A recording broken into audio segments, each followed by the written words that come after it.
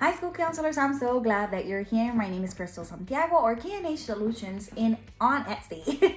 So I'm so glad that you're here today. We're going to be talking about the holidays and what you can do to support your families, rather if it's Thanksgiving or if it's Kwanzaa, Christmas, Diwali, or Hanukkah, whatever they celebrate. The most important part is like maybe around this time of the year, you're asking yourself how you can support them and what things you can do for them and your families or your students or even faculty members. Okay, so I'm going to be providing you some hacks and some tips, and I hope you enjoy. So some of the things that you can do is like those students that you identify for Thanksgiving baskets or dinners, you can use those same names for your holidays during December. That's the best way to match them or combine them. Or if you start really early, like I try to do as best as I can, depending on what do we need to do, you can kill two birds with one stone. Send one referral for the teachers, faculty, and staff so you can identify your families, and then shoot that same referral, you use it for both events. And I try to tell my teachers that we're going to support those families for 2 events. Feel free to refer. I don't ask for too much name or name of the family and grade levels or grade level if it's one student, and I will take care of the rest. They don't have to worry about that too much. You have to, once you receive the referrals, you need to contact agencies who's going to help you. Talk to your principal, obviously, for consent, and the administrators.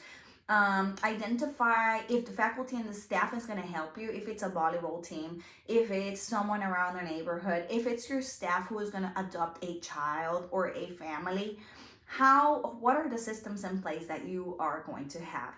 After that, I immediately call the parents and I let them know, hey, we're considering about your family for the holidays. I received a referral. I never say who gave it to me or how I gathered the information. Someone referred your family for this. It's something that you're interested in participating in. It's something that you feel like you need. Some of the families are very humble and they will tell you, no, I'd rather prefer that you support another family, or maybe around COVID, I lost my job, but now I'm doing better. Some of the families are going to tell, oh, yes, ma'am, thank you very much, or yes, sir, I really need your help. And that's how, when you you continue connecting with the families and building those support systems and having systems in place to support them around. So once you contact the family, I told you, send an email to your faculty and staff, identify. Also remember, in your small group counseling, personalized counseling, individual counseling, you're gonna gather information. Sometimes the teachers do not know who they are or what they're going through, but you as a counselor are gonna know. And sometimes it's the opposite. They know things that you don't know. So don't forget to put all those names in. The other thing that we do, it is once you adopt a family, you need to know the wishes. And now I'm going to focus on angel tree. And this is the way I do it. I have a system in place that I want to show you. I hang up, once I create and I gather all my information, I hang up this one in an actual tree. And the faculty, the staff, or the agencies who are calling you, you can use this, grab one and take it with you. The referrals. Once you do the referrals, you need to have a wish list. What do we put in those wish lists? I ask the students, no, and the parents for the same thing, no electronics, no Xbox, no phones, no money or cash or stuff like that. Nothing about PS5 or video games. We want to know your needs and wants. The wishes, I gave them like 3 wishes, and I collect the shoe size, shirt size, undies, socks, pants size. Also favorite snacks, favorite food, favorite candy. Yeah, that's a little for them. Also favorite food, books or action figures, anything that they may like. Also the 3 wishes. I type that and I put it in an Excel sheet, which afterwards I copy and paste where I need it. And I have all my information. I give the faculty, the staff, or agency, or any family who wants to adopt another family.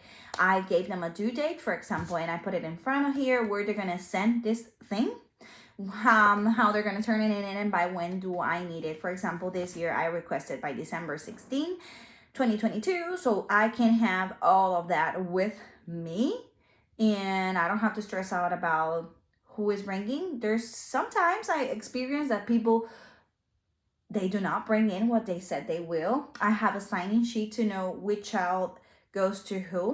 The families can also ask you to be anonymous, which in the referral, in this tag, I will put name under name, anonymous, and then I will put the age and the gender of the child, or however they identify themselves, because remember, it could be a boy and then it's a girl, or vice versa.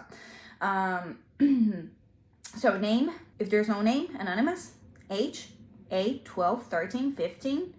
And then if it's a male or females, to guide the person. If the person, of course, has to be anonymous, I will never give details to that person about it. I just give them the wish list, and they should help from the bottom of their heart, right? That's their goal. That's our goal, and it should be their goal as well. Okay, a couple of things. In the past, I used to put a family. Sometimes it's really hard for them to sponsor a full family if it's 8 or 10 or 12 or even 5 or maybe 3. Maybe it's too much. So I'm switching it to one tag per child. So if it's a teenager, if it's an adult, we sponsor the whole family except for the adults. But all the children in that family will be sponsored if they're 2 years old, 1 year old, 6 month baby. If it's a 17-year-old, we will try to take care of them as best as we can, and we will put them in the tags. There's a couple of ways how you can talk to the families to pick up the things, and it depends on the family, on their beliefs, what you're gonna do. So I have a couple of examples for you. So that works well. In the past, we were able to help every school year more than 40 students or children. So I think that's a great number. Sometimes in previous campuses, especially if it's a Title I campus, I was able to help 140 students, so something that big. But you need help from agencies. You need church to contact different churches to help you out. You need to contact the people who is donating food for the family, your faculty, your staff. There's events that even I do a field trip. A bus will pick us up and we will go to this church and we will watch an event, and amazing. So every experience is different, but the most important part is how we can identify those families to support them. Okay, so going back to the point. So we were talking about how you're going to pass these gifts. Different churches, may have their own event, and you have to go to their church to pick up. If this one is about your school, you're going to do it in school. I've done it in the past. Maybe a team wants to sponsor 8 families. And this one is a little bit different. They coordinate an event. I provide a room, desserts or snacks, or they bring the food, and they spend time with the family. They talk to the families. They share and exchange with the family information, however they want. That's a different type of setting. There's another different type of setting where you can call the parents and they can decide if they want to pick up the toys to give them for Christmas, Kwanzaa, Hanukkah, Diwali, for their child and the children whenever they want to. That's a different way.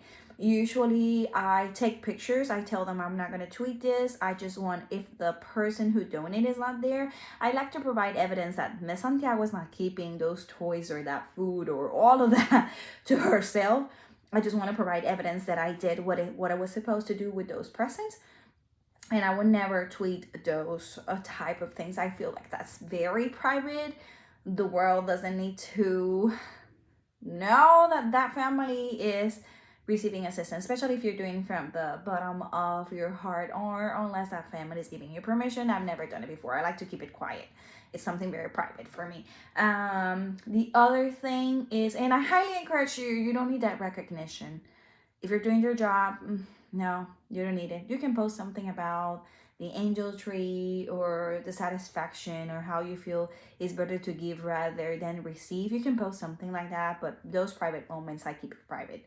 I honor the confidentiality of our role and our agreements with our students and families. The other way you can do it is, like, sometimes the parents do not show up, even they gave you permission to it. They won't show up to the event, and that breaks my heart. Or they won't show up to pick up the toys. So I pull out the person who is giving for them, depending of the age of the students. It depends what you're going to say, or that someone left those for them without saying that it's the employee or the agency of this family. And we pull out the student in privacy in my office, and the student gets to open the present since the families do not want to be there. And that kind of tells you core values and how it breaks my heart. It almost makes me cry talking about this. Excuse me. I get sometimes a little bit emotional because then you can see. Okay, let me take a deep breath. Oh my God, sorry guys. Sorry. So the students get to open and you get to enjoy the satisfaction and you get to enjoy them. And the person who sponsored that family gets to enjoy quality time with them and see the tears and the joy and the excitement about the holidays and receiving it from other people that maybe they don't know, and thinking that someone is thinking about them, that they're not alone in their journey. Okay, no more tears. Oh my God. Give me one sec. Okay. I lost track of what I was saying. So, talking about disclaimers, sometimes I do with them a consent or a disclaimer that I'm not gonna be responsible if it doesn't fit, if it's too big, if it's too small, if it's a girl or a boy. They should know that, and I checked those things before. But if they didn't like the skirt or if they didn't like the dress, we're not responsible for that. If you're providing food, just FYI, make sure that there's no allergies in the family or religious beliefs too. That can count. But we cannot exchange what's given to them. That goes from the bottom of our hearts, and they should receive it with a lot of love and empathy. So, okay. Let me know your questions. I'm going to put a link down below. I have something that I create for them for the angel tree in the back of this. They have to turn in the toys or the bags or the food with this tag on the due date that I'm giving them. They can put it in a garbage bag. I'll encourage them to wrap up, or a gift bag. Just be prepared. What are you going to do or what you need, and then confirm. Remember that you did a sign sheet when you did this, and they should bring you back the toys or the food or the items that they want to give, and you will take care of that. So, well, hugs and kisses. Take care. Subscribe to my channel. Let me know if you have any questions. Thank you for staying with me this long, and see you next time. Bye. Happy holidays. Feliz Navidad.